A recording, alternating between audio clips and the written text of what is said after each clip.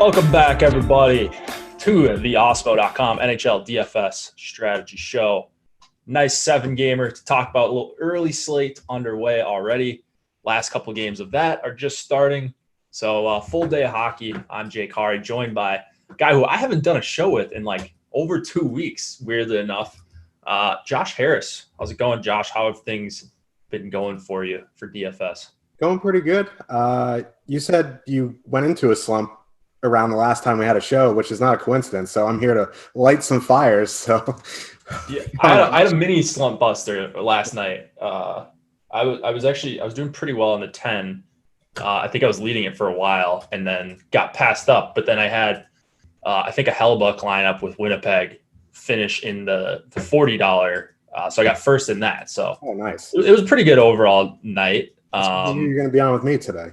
Yeah, exactly. Yeah. So busted out at the right time. Now we can give you guys the fire picks. As always, what are your do you have anything on last night? And then what are your initial thoughts on tonight's slate? Last night I used the Dvorak line, which is nice. He was my hat trick pick. He scored 2 goals, hit 2 posts, so we almost got the hat trick back-to-back days. But I paired him with the Couture line, and they ended up playing against each other. And it was weird because like the Couture line did well against them, but like Dvorak scored twice. So I think, maybe going back to the Sharks makes some sense, but we'll get to that game towards the end of the show. I like this slate today. 7-gamer is nice, like 6 to 8 games, like those mid-range slates are where I like to play. When you get like above 10, it gets a little messy, and like 4 and under, there's only so many things you can do, and I end up touting like Mark Stahl, and I just don't like touting that play. So this is a good one. I like some of these plays today, so hopefully I won't be dumpster diving too much. Yeah, I don't think we'll have to dumpster dive too much. I mean, a lot of star players on this slate. I think some of the low implied total teams are actually teams I'm pretty interested in tonight. And so I think I'll be just contrarian just based on what I like. We do have ownership updated. NHL projections are going to be free today for everyone. So if you guys want to go check those out, I will mention that a couple more times throughout the show. Also NBA, we've got a couple hours of NBA coverage tonight as well. There's MMA coming on after this. And if you want to get notified and help us out in the process about when things are going live, the number one way you can help us is by subscribing to the channel. So we've talked about this. We got to 50K. A lot of you guys were very helpful in leading us to that. We get to 50K YouTube subscribers, but we need subscriptions to help combat the YouTube algorithm so we can continue to provide free content. So including this show, got, like I said, MMA coming on after this. There's PGA, NBA, NASCAR, MLB coming up. That starts next Thursday, oddly enough. Feels like MLB just ended. So things are flying by. And I'm looking at the schedule for next week. We'll have 10 plus hours of free shows each day next week, starting Thursday, and then for like a 2-month stretch. So like you're not going to be cheated for content. You're going to get a ton of free stuff. So subscribing to the channel is the best way you can possibly help us. And if you want to help support us and support our sponsor, JockMKT, we've got promo code Awesemo20, Awesemo NHL 20. So that's the NHL specific promo codes. If you're watching this, you want to go play some JockMKT, some daily fantasy stocks is basically what we're calling it over on JockMKT. You can buy and sell shares of players in real time and then get guaranteed payouts at the end of the night. I think it's a really cool hybrid if you're interested in DFS and you just want another site to play on. JockMKT is a really good site. So go play over there. Use promo code Awesemo NHL 20. When you do, you get a $20 deposit bonus. And deposit bonuses are tough to come by. So no reason to not take advantage of this offer. And then I just want to make sure I mention this one as well. If you guys are excited about MLB, we've got promo code starting 9. It's 9 days of Awesemo MLB for just $9. It's one of the best deals we've had.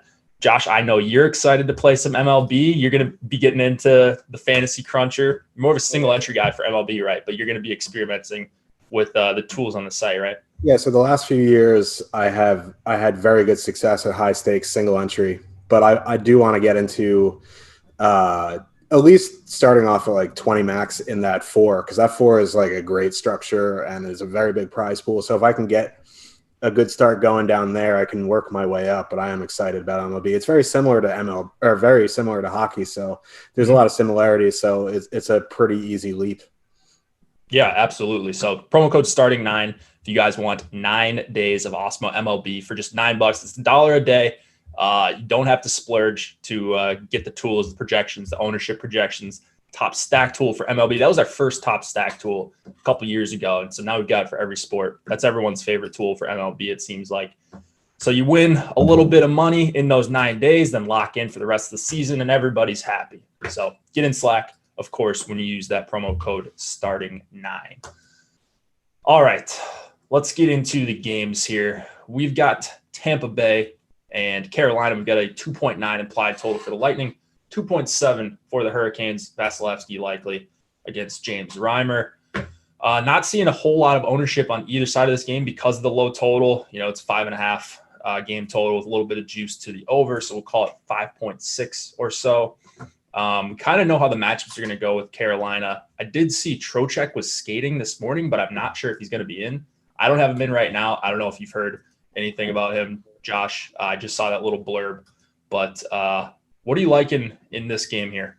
Yeah, I'm surprised at this total. Like 5.6 is fine. I thought maybe it would be a 6 just because these are two teams who can score goals. So it's interesting because with the Tampa Bay top line loaded with Palat, Point, Stamkos, they're going to get the Stahl, Svechnikov, Fost matchup. And that's a pretty good matchup for Carolina. So it's kind of – I understand why Tampa 1's kind of lower owned. But what I don't understand is looking at these ownerships on the Niederreiter, Aho, Netchus line. They're under 5%. Netchus and Niederreiter currently projected under 4%. They're going to get Cirelli, Johnson, and Killorn, which – certainly doesn't strike fear into the heart at all. So I really like this top line for Carolina. They don't fully correlate on the power play. Niederreiter's on the second unit, but you don't really – I don't really play that line for the power play, but it's nice you get Aho, Netchus on power play 1. They're cheap for a top line. They're only 15,600. And if their ownership's going to stay around this, I want to see the updates getting close to the lock. Even if they come up a little bit, I still think this is a very good spot, and I think they're going to stay low because of this 2.7 total. I was expecting Carolina to come in around 3.2, 3, something like that. So hopefully, with the total keeping the ownership down, I really like this top line. And then, I'm kind of off that second line because they're going to get the Point, Palat, Stamkos matchup. That's okay. And then, these top 6 are going to avoid the Gord, Gaudreau, Coleman matchup, which is the matchup you really want to avoid. So I think, if you want a power play stack, the Canes, I think that is fine as well. And then on the Tampa Bay side, because they're not going to see the top 6, I think the Gord, Gaudreau, Coleman line, they're projected, very low. Gord's a little bit pricey, but he does see secondary power play time. But Coleman at 3,400 and Gaudreau at 2,500, if you're trying to get in, an Edmonton power play, something like that, or one of the more expensive lines, I think this is a decent filler. They're going to see, the bottom 6 of the Canes, and their bottom 6 isn't as bad as some of these other teams, but they're still not great. So I think you go to Tampa 3 as a filler stack, and then the top line, obviously they're fully correlated on the power play. They're getting low ownership. I think they're more of an MME play for me. But out of this game, I do really like Carolina 1. Yeah, I'm all over Carolina 1 as well. I mean, good 5-on-5 numbers, good 5-on-5 matchup, especially you pointed out that they're going to avoid the point line for the most part. That's the one you'd like to avoid. They're probably going to avoid the Gord line as well, and that's another one you don't want to really face. So getting to go up against the Cirelli line is definitely an upgrade for Aho, Netchus, and Niederreiter. They're cheap. They're low owned because of the total. So, yeah, I like Carolina a lot here. I think you can go to the Stahl, Svechnikov, Jesper Fast line. They look low owned as well, about 2 or 3%. So I don't have a problem with them as a filler, or like you said, the power play stack for Carolina. Usually not looking to stack up 2.7 implied totals and 5-man of power play, but I think you actually can here, not just with Carolina, but a couple other teams with low totals that we'll get to later. So really like the spot for the top line. And then you mentioned if you wanted to go to Tampa 1 and MME, I don't have a problem with that. I've got them written down. I don't think they're a priority for me. But yeah, mostly just wanted to reiterate the Carolina 1 love. And a lot of that is also because Tampa's missing McDonough and Chernak. So they're hurting on the blue line. Like Hedman's going to play a million minutes, as will Mikhail Sergachev. Cal Foote played, I think, 23 minutes last game. So if you wanted to pop him in for min salary, maybe he gets above 20 again.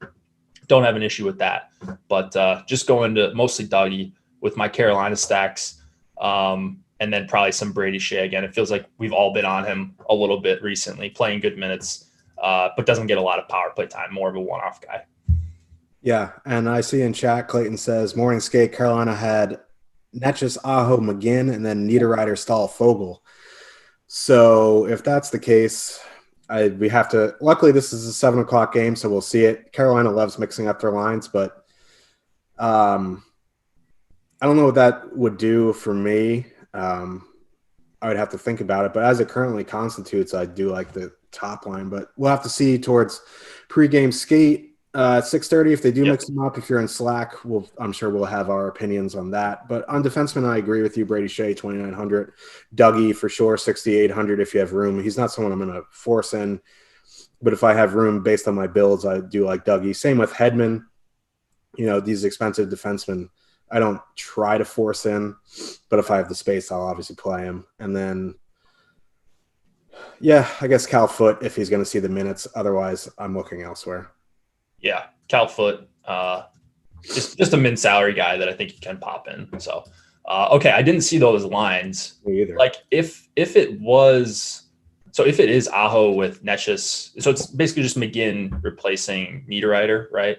And I'm assuming they keep the second line. They said Niederreiter, Stahl, Fogle was skating. Niederreiter, Stahl, Fogle. Okay. So the third line would be. Wow, they've really mixed that up. It would be like Foss, Svechnikov, and Martinook, maybe. Yeah, I mean, I'd still be in on Aho and Netchus with McGinn. McGinn's fine. Yeah, like McGinn, he's not going to kill you. Yeah, $3K for him.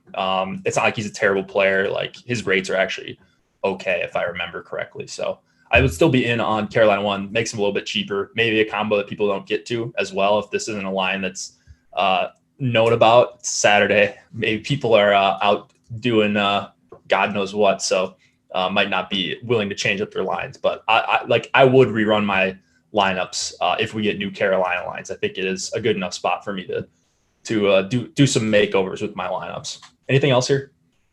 I see the lineup builder just switched that, unless that was you who did that. That was not me. So that is excellent timing by where we pull our lines from. But yeah, okay. Yeah. So the third line would be Svechnikov, Martinook, Fost. Okay. So whatever. We'll see what happens when they. I want to see what happens when they rerun ownership, because I would imagine Brock McGinn's going to be very low owned. Oh, for sure. He never gets left on these stacks. So it doesn't really change much for me. Like, you know, Niederreiter is the better player, obviously, but if you're going to get that full line at lower ownership, I definitely think you do it, because Aho Netch is still power play 1. Niederreiter is power play 2, but McGinn not on the power play. He's cheaper, going to get less ownership. So I think the full line is going to come in lower owned now. Yeah. I was trying to see if there was a sample on Stahl with Niederreiter and Fogle, and I don't see one, at least any significant sample so far this season. But I'll check on those. We'll talk in Slack if anything that changes anything for us. But right now, I think we're both still on Carolina 1. Edmonton, Toronto 2.9 implied total for the Oilers, 3.5 for the Leafs. Mike Smith and Jack Campbell. It feels like these teams have faced off quite a bit recently, and we haven't seen massive games from either the Matthews line or the McDavid line. Now, the Oilers have been switching up their lines a little bit recently. McDavid is with Draisaitl and Puljujarvi, Nugent Hopkins with Cahoon, and then Yamamoto is expected to return. So decent-looking top 6 for the Oilers. Really good-looking top line, as always. And then Joe Thornton, 45-year-old, or what is he, 63-year-old? I don't remember. Joe Thornton, PP1, 3,200. It's the Joe Thornton conundrum if you want to play Toronto 1. He's getting some ownership. Wayne Simmons back with Tavares and Nylander, and that's a cheap second line as well. You get one guy on the top power play in Simmons. Leafs have gone back to splitting up their PP units, which is a little bit frustrating. But what do you like in here? Do you really like one side over the other in terms of the big dogs here? I like the Edmonton side. I think Edmonton's they kind of have this pseudo bye week, right? Because they were supposed to play the Canadians a bunch. So Canadians are in the COVID protocol. So Edmonton's been off. So they were not playing great beforehand, but maybe a week off is just what the doctor ordered. And Matthews definitely is not healthy. Like, I hate saying he's not, but like, if you watch the games, you can see something's bothering him. But with Thornton up there, their defensive numbers have been very good. But the best constituted Edmonton line, I think, is Leon Draisaitl, Connor McDavid, Jesse Puljujarvi. Connor McDavid, Puljujarvi together, their wowies are just bananas. You throw Draisaitl up there. I think you go back to Edmonton here. I'm kind of in my 1 to 3 lineups. I've hit the pause button on Toronto 1. I want to see it because like at their price, like 8,000 Mitchell Marner is it's just tough to click in. I'd rather find $200 for Leon Draisaitl over Mitchell Marner. Like, I want to see them perform before I do it. And MME, I think obviously Toronto 1 is in play. They have the higher total. Their ownership isn't bananas. So in MME, I really like Toronto 1. In 1 to 3, I think I prefer Edmonton 1, Edmonton power play. And then on the Toronto side, like, because they loaded that top line, their second, third, and fourth line defensively are just not good. I really want to get behind Toronto too, but Tavares this is his worst offensive season of his career, and he's still 6,100. So like, it's really tough to get in Toronto too. Like, William Nylander is definitely the best skater on that line, and he's coming in under 10%. So I definitely like some Nylander. And then Wayne Simmons is obviously on power play 1, so I think it's fine. Like, his time on ice, it's almost like Chiasson, like it's like 10, 12 minutes.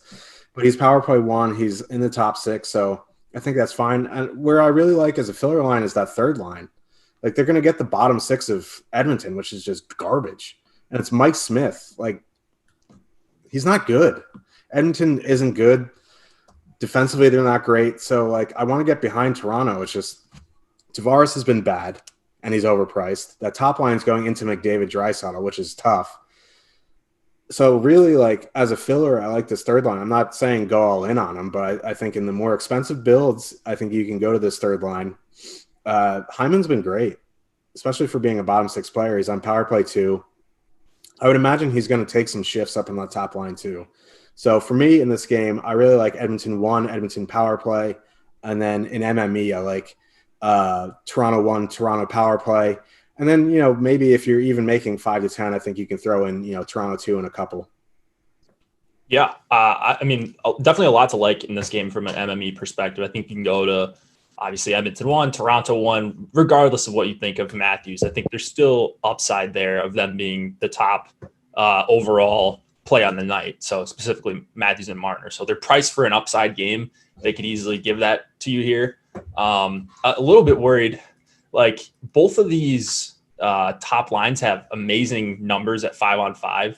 And so I don't know how to navigate that because I think they're going to be matched up a lot here. Yeah, they're going to neutralize each other. That's like, yeah. So like, it's expensive. It's a tough matchup for both, but like at the same time, they both generate chances at such a good rate that maybe they can just overcome good, tough matchups. And I think they both could. I'm more on the Edmonton 1 side. I think they're more of a priority than Toronto 1.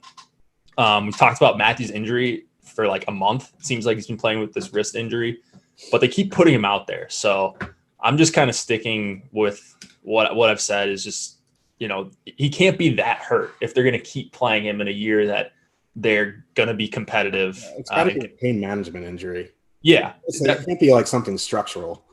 Right. And if it was, like, this would be ridiculous to keep playing him like this. So, I know the Leafs fans are upset that Matthews isn't scoring a goal a game anymore, but I don't know. He seems good enough for me to at least continue playing him in DFS, especially in a good spot like this. Like, it is a big total.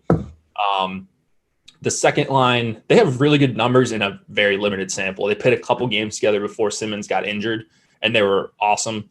I don't know that they're going to be a 4 expected goals 4 per 60 line, but I think they're going to be good enough. And then you get the non-McDavid lines. So I'm in on some Toronto too. little surprised at how popular they are. Yeah. So maybe you drop down to the third line, Hyman, Engvall, and Mikheyev. That's been a pretty good line, and they get to go up against the true Edmonton depth. So I'm interested in all three Toronto lines, but probably will be underweight a little bit on Toronto 1. I want to be overweight on Edmonton 1 and Edmonton power play. Tyson Barrie, Darnell Nurse. You can play Tyson Barrie with Edmonton 1. Probably wouldn't play him without Edmonton 1. And then Nurse, either way, I think you can play him with or without Edmonton 1. I like Muzzin a lot for 4,400. Like, it's kind of a weird price point to play a guy that doesn't get power play minutes, but I'm getting to a bunch of Jake Muzzin at 2% ownership right now. Yeah, I like Jake Muzzin. He's kind of like Alec Martinez on Vegas, right? When they're all healthy. So Muzzin I like. And if you are like going Edmonton 1 and you can't fit in Nurse or Barrie, I think Larson is okay at 3,800. He does block a bunch of shots. He's a little bit overpriced for my taste, but 3,800 I think is still fine to put him in. Yeah, fair enough. All right, let's go to the Islanders and the Penguins. 2.8 implied total for the Isles, 2.7 for the Penguins. Varlamov expected to go against Tristan Jarry, who is confirmed for the Penguins. I'm not seeing a whole lot of injuries besides Mark Jankowski was unavailable this morning to practice skate in the Penguins morning skate. So unclear about if he's going to go. Not that you need to redo all your lineups if Mark Jankowski can't play, but just to be thorough, like to mention, injuries when we catch them. But do you like anything in this game? Yeah, a little bit on the Islander side. I think, the Crosby line's probably going to go up against the Barzal line, even with Uncle Leo up there. And, after you get past the Crosby line and the Letang pairing, like, Penguins' depth is just bad. Until Kapanen comes back, Malcolm comes back, I think you can definitely attack this Penguins depth. Like, the second line's okay. Beauvillier, Nelson, Bailey. They'll probably get the McCann matchup. But really where I want to go is the JG Pageau, Oliver Wahlstrom duo. They are on with Ross Johnston, which is not great, but I don't mind getting JGP in there with Wahlstrom on the power play too. They're going to get the depth of the Penguins, which is not great. They're not going to be very highly owned because they're a third line, and people always overlook third lines. And if you want to put them in with someone like Nick Leddy, which is, not a person I like clicking into my lineup. 21 assists this year. Yeah, it's just crazy.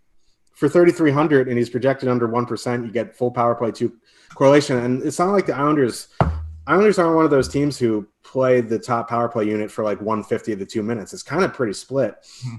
And Pageau's, like, if the game's close, you'll see him taking more minutes because he's a good defensive center. So he gets up around, the 18, 19 minutes. So I think, Isles 3 is a nice spot in MME to go to. And I'm kind of off Pittsburgh. I've been on the Pittsburgh train recently, which is just weird for me because I'm notorious Pittsburgh fader because they've always been over-owned. But, the Islanders are a very good team. They don't take many penalties. Yeah, they have a bunch of injuries, but it's still a spot where I think I want to be under the field on Pittsburgh. So I don't mind Islanders second line. Where I really want to concentrate is Islanders 3, especially that duo. I'm not saying like I'm going to go all in on, but if I was making, 20 lineups, having 2 or 3, I'd be way over the field on them. I think that's where I want to be. But other than that, this game doesn't interest me too much.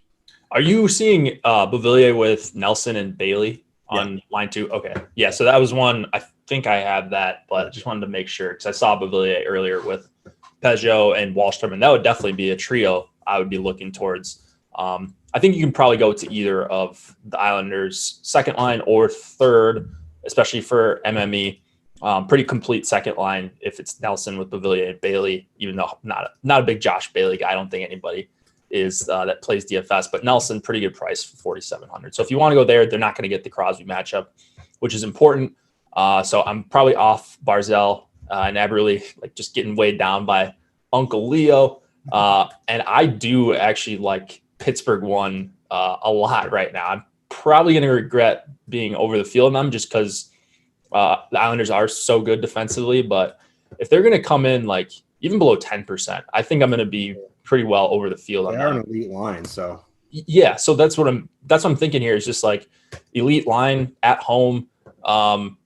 they potentially could go up against either of the top two lines. Like if things aren't working against the Barzell line, they could always put them out there for a few shifts against Islanders 2 or Islanders 3. They're going to play 20 plus minutes. They're fully correlated. So yes, it's a low total, but I think if Pittsburgh scores 3 or 4 here and they outperform like their median outcome here, I think Pitt 1 could have a really nice game at low ownership. So I'm in on them. It feels like I've been in on them pretty much every slate this year, but not getting off because of the low ownership and the low total. Like I'm definitely in on Pitt 1/Pitt power play against a good defensive team. So try to talk myself out of them before the show, but I'm gonna be. Did I mention they were my highest owned team right now? They're my highest owned stack right now. I'm probably gonna end up tapering that down a little bit, but yeah, Rust, Crosby are my 2 highest owned forwards. You'll be way over the field, so if they go off, you'll have another very nice night. Yeah, so I don't know. I mean, Pitt 1, maybe their ownership will come up a little bit. Not exactly sure how these changes that we're finding out during the show will affect things, but I'm there. And then if you want to throw in McCann, 3,700 plus Letang, you can 5-man power play stack that for a reasonable cost with McCann in there. Anything else here? Mike Matheson, 3,300. His price has come down. I mean, he didn't have a great game. Yeah, he had 2 shots on goal the last time out, but like 3,300, I definitely want Mike Matheson. He's going to see the minutes. Like the Matheson Cody Ceci pairing sees the minutes. Matheson was obviously way better offensive player than Cody Ceci. So I think Matheson for the offense makes sense. If you want a shot blocker, you can put in Cody Ceci. I'll do Cliffy's dirty work for him and say Cody Ceci for the shot blocking. And then on the Islander side, Pulak 4,100. I think he's coming to a price range where you can start playing him again. His ownership, he's currently projected for 19%. So if he's going to be 19%, I don't want anything to do with Pulak. But if you are correlating with Isles power play, I think he makes sense. Yeah, I think Pulak will be somewhat popular as a one-off, but he's not going to be 19%. Yeah. I think we have a bug with him right now. So maybe cut that ownership in half, and you're probably getting closer to where he's going to be. So you can do that manually. Nothing wrong with doing that. If you think we're wrong, we're not going to be 100% every time, but maybe put him closer to like 7, 8, 9%. And I still think he's a good play. So I've been off the Pulak bandwagon, but I am there a little bit tonight. I think I'm getting to about 15, 16% of him. So defense is kind of rough tonight in that range. It's not great. Getting Muzzin, getting Pulak, and a couple other guys that I don't feel amazing about. No man's land. Yeah. Let's go to the Preds and the Blackhawks. 2.7 implied total for the Predators, 2.9 for the Blackhawks. Saros, 7,100 going against Lankinen. Looks like Lankinen is confirmed and popular. And you've got a popular Chicago 1 when they're at home. They're a low total team. Is this a low total team that you're interested in, Kane and DeBrincat? I'm always interested in Kane and DeBrincat, but like these ownership percentages are just keeping me off them a little bit. I mean, if you wanted to get over the field, you're really going to have to pump a lot of Blackhawks into your lineup, and that's not something I really would want to do. Like, this isn't a great team. Obviously, Patty Kane and DeBrincat are a very good combo. But I'd probably be under the field here. UC Saros, if it is Saros, he's kind of on one of those hot streaks. Saros hot streaks are something I like to avoid. I know, like, the thing is, like, you try to get ahead of the trends, but I don't know. If he's going to play and he's still on a hot streak, it kind of takes me off the Blackhawks here, especially in like 1 of 3 lineups. I think MME, I think he can get to some Hawks. Obviously, I'd probably be under the field on that top line. I think where I'd be over the field is on Kubalik. He's projected at 3%. I'm a Kubalik guy. I know you're a Hagel guy who's on the top power play. So that second line actually is probably where I'd go. Kampf at 2,500, it's a bit rough. I mean, so if you don't want to put in Kampf, if you want to put in someone like Strome, I think that's fine. I know he's a wing, which would make it a 3-wing line, but it would make it unique. If you want to do something like that, like with Kane and DeBrincat and put Strome for the 3-wing, I think that's fine. Or you want to put in Soderberg instead of Suter, I think that's a way to get a little bit different. And then on the Nashville side, I kind of like – so I used Nashville 2 the last game, and then Rocco Grimaldi had a 4-goal game. But that was against the Wings. I still like the second line, Yarncroc, Granlund, Arvidsson. Their prices come down a little bit. Their ownership percentage is a little high just because they're cheap and they're a filler. So I think, where I'd go is to the top line because they're a little bit lower owned and they're comparable in price and they're fully correlated on power play one. Yeah, Ryan Johansson's kind of like the Yori Yotera type player for me, but like at 3,500, if he gets a couple assists, I think that'll be fine. So I kind of like the Nashville top six. I don't know if I would consider them in 1 to 3, but there definitely would be an MME target in 20 to 150 max. And then, you can mix and match some Hawks in there for the power play. But I kind of like Saros tonight if it is him.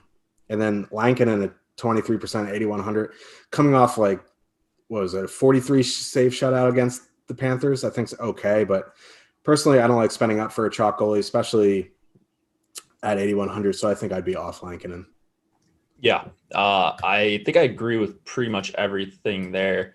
Nashville too, a little bit more popular than I would have expected. I guess they are cheap. I would have liked to see them pop up, come up in price, so they wouldn't pop as an amazing value for everyone. But it looks like they're one of the more popular value stacks going into Chicago here.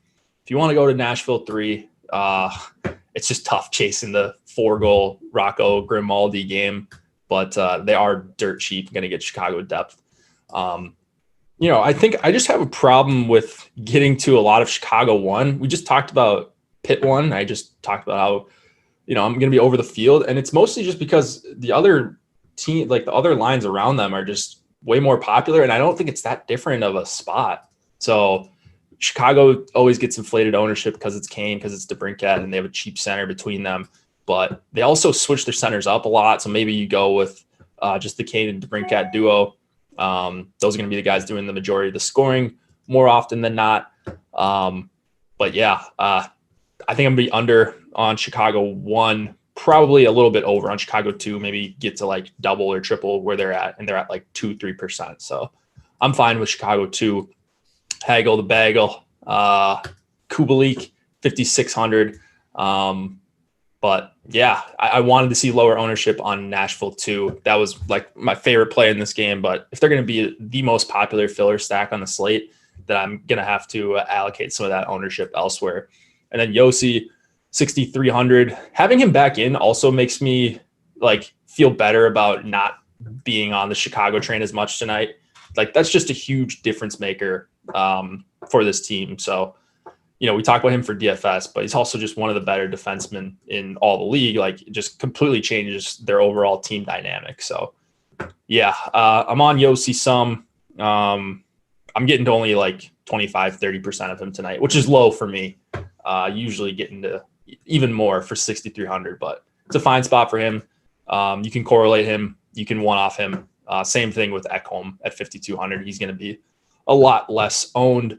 What are you doing with Boquist, 3,600? Is he a guy you just play with Chicago 1? If I was Blackhawks power play stacking, I'd play him in. I wouldn't one-off him. Like I don't know. Like Nikita Zadorov, 2,800. I know he's not a great player, but like block shots. I really just am trying to figure out something to say about the Blackhawks defensemen. I think I'm going to be under the field on them. And Yossi is cheaper than Dougie and Hedman tonight. So surprised you're only at 30%. Surprised it's not like 90. We still got time. We still got time to get there. And then Dante Fabro at 3,400, I think is a decent one off if you can't fit in Yossi or Ekholm. Sure. Yeah. I think my favorite guy on the Hawks side is probably Connor Murphy. I think he was priced up at like over 5K at times this season, but 4,200 is fine there. Yeah, he's in that no man's land with Muzzin. So like there's only so many options, and Murphy's one of them. For sure. All right, before we get to the next game, let's see. How many people do we have in the chat? Almost 100. We're at about a 33% like rate or so. So let's try to get that up. See if we can get to, 50, 60 here. Starting 9. If you guys didn't hear the promo code, starting 9 days of Awesemo plus MLB for $9. This is one of the best deals I think that we've had. So if you're worried about joining, you don't want to fork up the monthly price. Well, you only have to pay at $9. It's $1 a day for the first 9 days of MLB DFS season, which starts Thursday, which I keep having to remind myself is very close. So it kind of snuck up on us there. But season will start Thursday. You'll get the first 9 days for $9 if you use promo code starting9. You get everything on the site for MLB. So projections, ownership projections, the top stacks tool from the #1 player in DFS. And if you win some money, you can lock in for longer if you'd like. Make sure you get in Slack. You're going to find some valuable information there. We're going to be doing some office hours. Josh Engelman will be doing some office hours, I'm sure, for MLB. So some valuable resources for only $1 a day to try us out. If you don't like it, you can always cancel. But I think you're going to want to stick around. NHL projections are free for today only. Same thing with NBA projections. And then MMA fighter rankings, if you want to get a peek at those. We've got some really good guys doing MMA content. Josh, do you ever go in the MMA chat? You're an MMA guy. You ever poke your head in there? I go in there during the pay-per-views. It gets a little bit wild at times, but it's a good resource. Yeah. So you can always ask Josh MMA questions as well. He has not missed a card, I think, since I was born. I think I have that right. So he's always grinding those slates, doing some betting as well. But yeah, go check out those tools if you're wondering what's behind the paywall, or you can just DM me. My DMs are open on Twitter, Slack. Find me in there if you're already in there. All right, let's get to the Panthers and the Stars. Enough messing around. 2.7 implied total for both sides here. Bobrovsky and Hudobin are your goalies.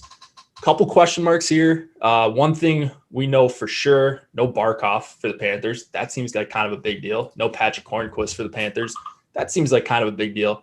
Brett Connolly, though, is in the lineup, it looks like. He's $2,500. I know Cliffy's watching the show. So, he's going to have to excuse himself when he hears that Brett Connolly is in tonight for the Panthers. I'm liking the Stars tonight. I think you're going to like the Stars. We've got the classic Rupe Hintz game time decision, and this is not a game that locks right at 7 Eastern. So you're going to have to sweat this one out. Maybe Dickinson slots up for Hintz if he can't go, but kind of that's the one frustrating part about playing the Stars. What do you like here? Do you like anything on the Panthers side, or are you with me on the Stars? Ooh, man, the Panthers have fallen off a cliff since Barkov has been out the 2 games. It was rough. I mean, they were still generating a ton of shots. They just weren't scoring. Now Hornquist is out, so man, this Fasca line is going to see the Wenberg line. I guess is the top competition. Huberdeau, Wenberg, Vetrano, which is like a nice line, I guess, but they're going to see the Fasca line. So adios to them. X out. Crazy that Faxa, he's a guy that I feel like he was a joke when I first started playing NHL DFS, and now you can't play lines going into Dallas when they've got this line fully healthy. They're ridiculous. They're like the Minnesota line. Yeah, Eriksson, Greenway, Foligno, it's just a weird combo of players. It just kind of works. They just completely wipe out the opposing top competition. Anyways, go ahead. So I would imagine the ownership on the Stars comes up a little bit. That total's still under 3. I would imagine that might creep up a little bit. But if Hintz is in, this top line of Robertson, Hintz, Pavelski, they're going to get maybe, I don't know, the Verhaeghe, Marchment, Duclair line. Verhaeghe's not a center. And if they even drop down, their depth is just brutal. And, I've been wrong about Jason Robertson a lot in the beginning of the season, but he's great, and he's under 4,000. He's on the top power play. Pavelski's decently priced at 6,300. Hintz is only 5,000. This top line is very reasonably priced. I would imagine their ownership may creep up over 15%, but this is a very good spot for them. I think hopefully the one thing that keeps them down is the Hintz news doesn't come out until pregame, and then also Radulov's a game time decision always, but I don't think he's skated, so I'd imagine he's trending towards out, but I don't mind the Ben Gurianov duo as well. They're going to be way lower owned than the top line because they don't see top power play line or time, and they're skating with Dickinson if Hintz is in. So Ben Gurianov, you can put him in with Lindell, and I think that's a nice cheap 3-man going against a Florida team that's pretty compromised defensively without their 2 guys. So yeah, this is a Stars game for me. If you're going to go to the top line, I think you can either use Klingberg or Heiskanen. I think either are fine. If you want a full power play stack to get the 5-man, I don't think that's going to be a unique way to get it because I don't think many people like to do put into both defensemen on a power play stack. So you can go full Dallas one with both power play defenseman. I think that's a nice way to get a little bit unique, and it's not overly expensive, so it's not going to kill you salary wise. Now, on the Florida side, it's just I don't know. Like, it's bad. Yeah, like Dallas is a good defensive team. Like, I don't know where I would go. I was hoping you could talk me onto something on Florida. Yeah, like I don't want to just cross a team off. Like, maybe you could legitimately cross off the top line, Wenberg, Huberdeau, and Vetrano, because they're going to be matched up against Faxa. But you see these ownerships, right? And they're low. Like, maybe the third line, like a Akari Tippett 2-man, but like I don't know.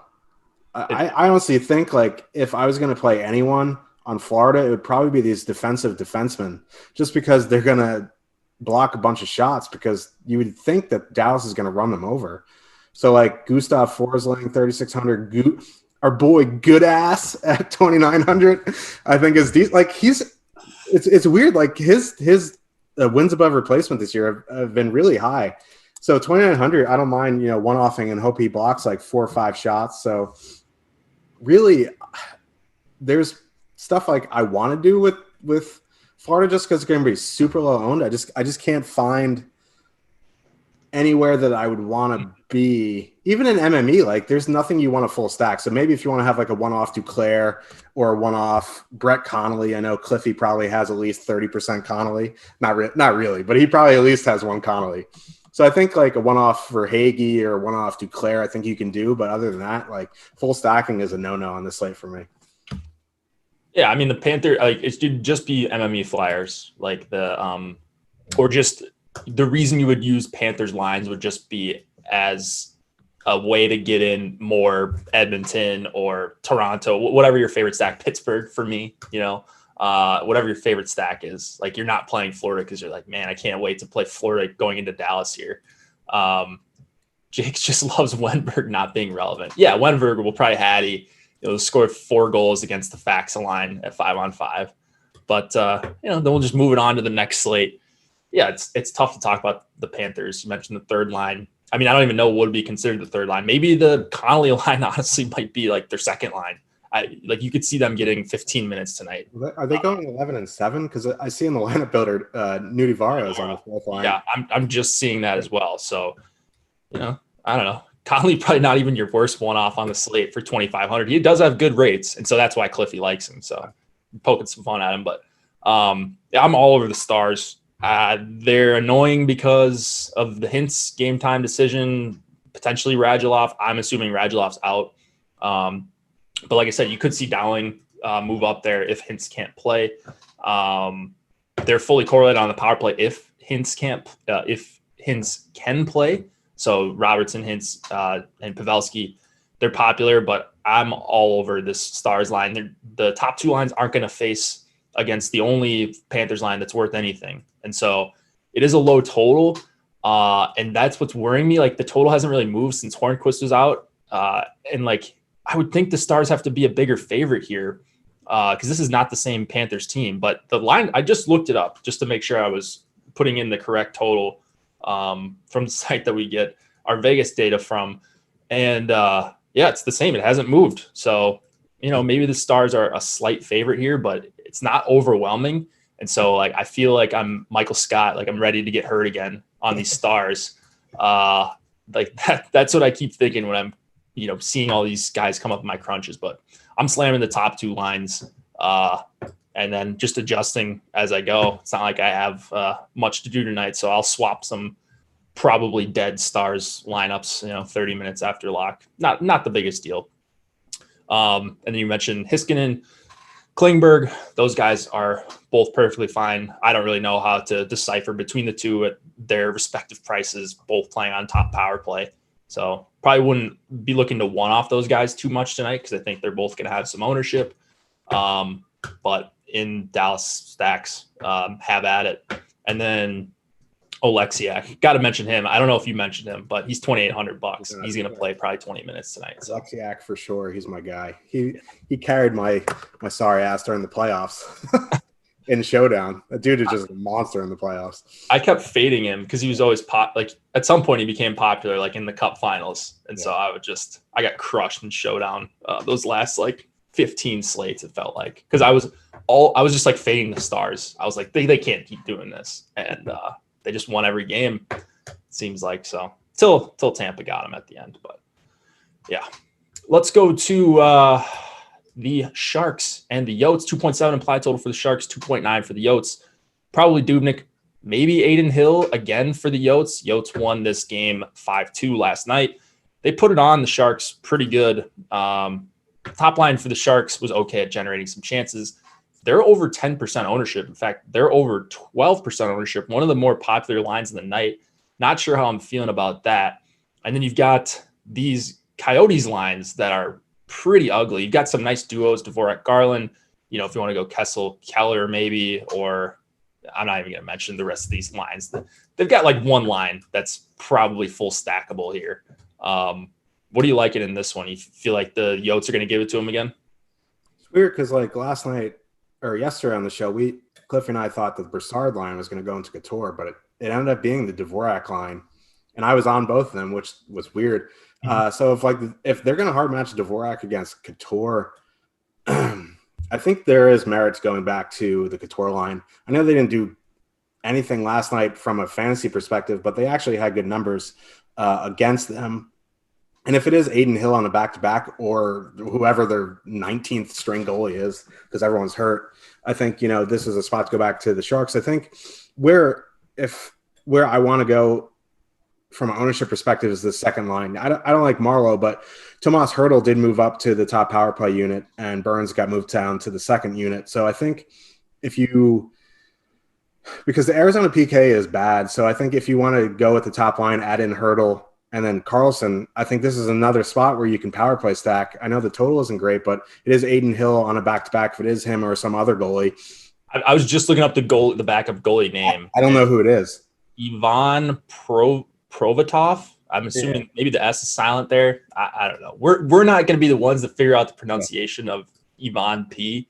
But that could be your starter tonight if it's not Hill. I'm guessing they just throw Hill out there because he won last night. So yeah, if you're worried about Sharks one ownership, I think you can add in Hertl and just a power play stack, and where you can do like a Hertl Myers is one of my favorite two mans always. But I like going back to Sharks here, and then Dubnyk in that keeps me on Arizona because he's the same or even worse than Martin Jones. I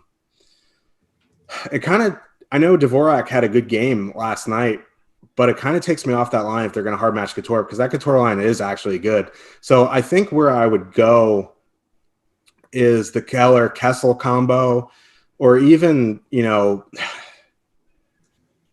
like if you want a really, really cheap two man, I think you can do something like Brassard, Dryden, Hunt. Hunt had a good game last night. Or, you can kind of mix and match on the power play because the Sharks aren't very good defensively. I think you can do something like, I don't know what Nick Schmaltz is doing down on this fourth line, if you want to call it a fourth line. So you could do like a Schmaltz Kajula, or you could do like a Schmaltz Chikrin, Schmaltz Brassard Chikrin. Mix and match these bottom guys. But like, if I was going to full stack a line tonight, I think it'd be Keller, Larson, Kessel. But I think there is merit to mixing and matching some power play guys on the Yotes. But for me, this is a Sharks game. Sharks 1, Sharks 2, Sharks power play. Yeah, I think the things we know in this game are that Sharks 1 is pretty likely going to be together. Who knows if Marleau ends up back on that Sharks 2. If he's off there, if it's Balceres or Sorensen, like give me anyone but Marleau there. And I think I would be more interested in San Jose too. So I think top two San Jose lines are fine. I think the Yotes are going to get bit by these lines if they run these back. Like Dvorak, Garland, and Fisher together, that seems like could potentially be a liability if they go up against Sharks 1 again. So while the ownership is pretty high for San Jose 1 because they're cheap, I think it is a sneaky good spot for them on the back-to-back, regardless of who's in net. And then there could be no Chikrin as well for Arizona. I didn't mention that off the top. I don't know what Schmaltz did to deserve playing with Drake Caggiula and John Hayden, but that's where he was last night.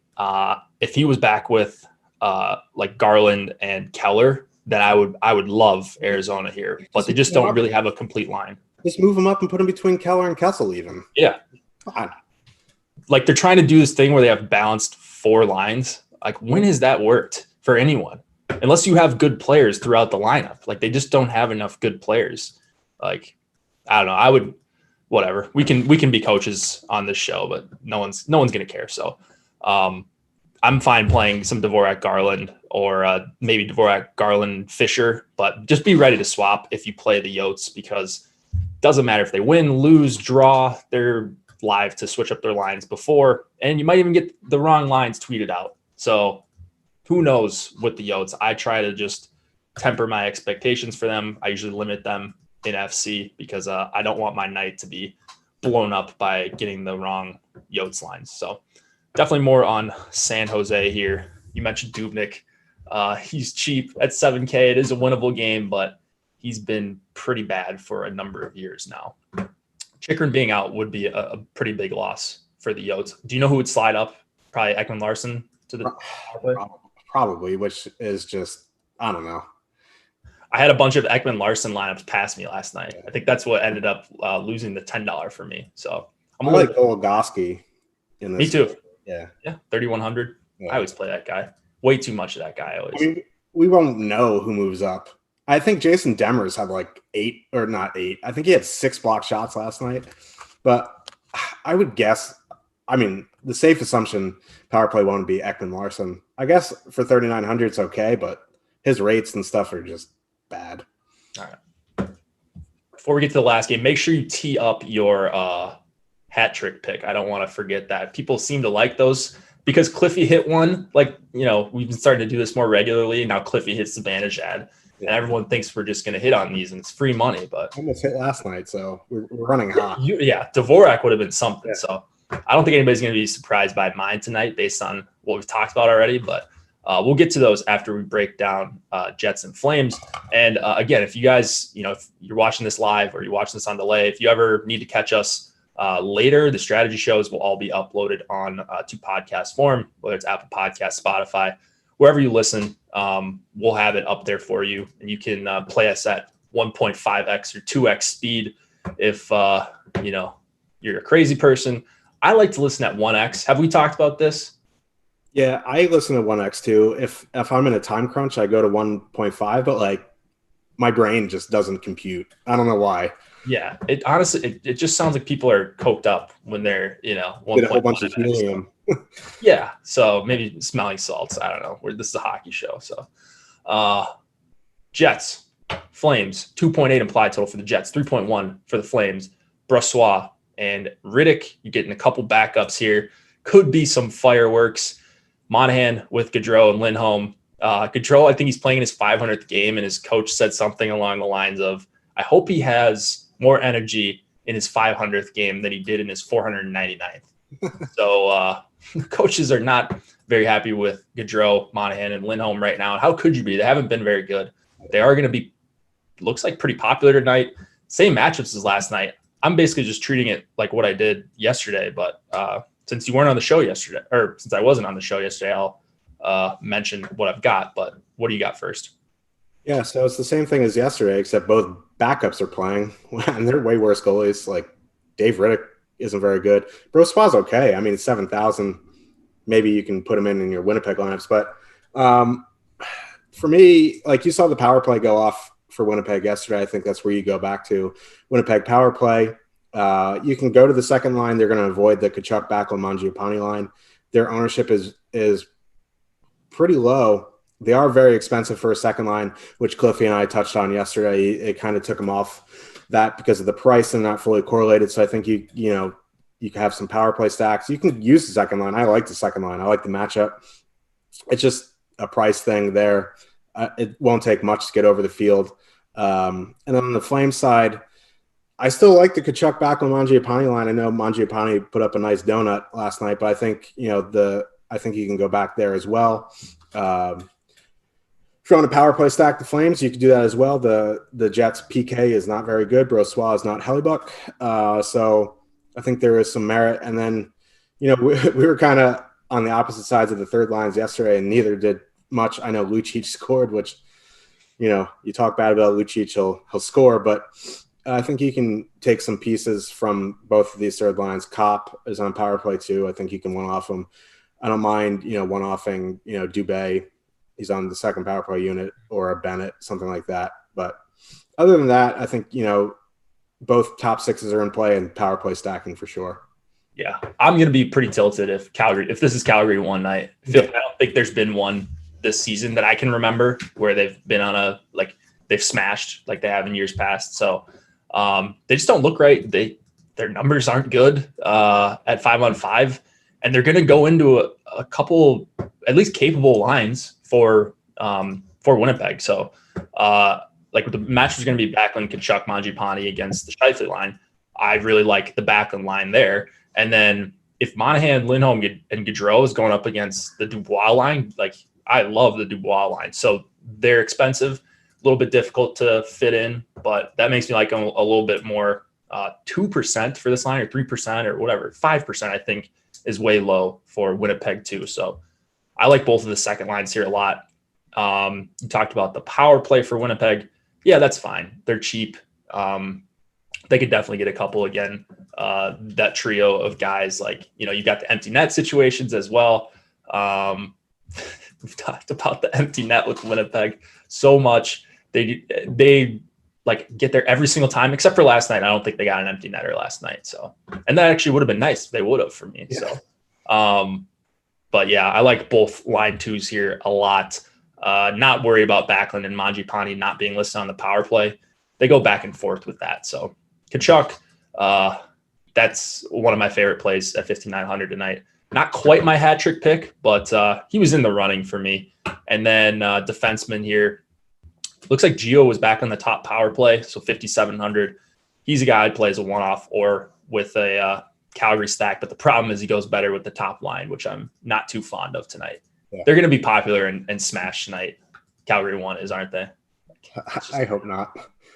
I hope not either. Hat trick pick. Who you got? Rope Hintz.